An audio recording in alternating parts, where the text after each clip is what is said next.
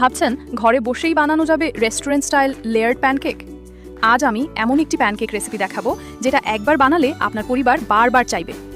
বাইরে হবে মুচমুচে ও সোনালি, আর ভেতরে নরম, বহুস্তর আর দারুণ ইলাস্টিক। রেসিপিটা খুবই সহজ। আপনার লাগবে শুধু ময়দা। 300 গ্রাম ময়দার মধ্যে যোগ করুন 2 গ্রাম লবণ। তারপর 180 গ্রাম 50 ডিগ্রি গরম জল ঢেলে দিন।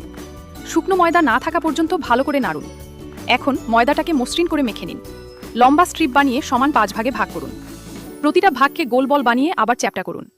একটা প্লেটে সামান্য তেল স্প্রে করুন, তার উপর ময়দা রাখুন, আবার উপরে হালকা তেল লাগান। এবার সামান্য লবণ ছিটিয়ে দিন। কাটার বা হাত দিয়ে ময়দাটাকে মাঝখান থেকে তুলে লম্বা করুন, তারপর হালকা করে গুটিয়ে নিন। খুব শক্ত করে নয়। সব তৈরি হলে প্রথমটা নিন। খুব পাতলা নয়।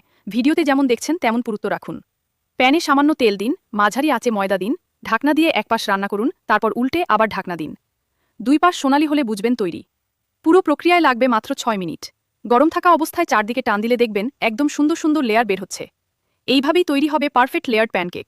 ভিডিওটা এখনই সেভ করে রাখুন, আজই বাড়িতে ট্রাই করুন। আর রেসিপিটা ভালো লাগলে অবশ্যই লাইক, শেয়ার আর ফলো করতে ভুলবেন না। আর এমন আরও সহজ রেসিপির জন্য চ্যানেলটা সাবস্ক্রাইব করে রাখুন।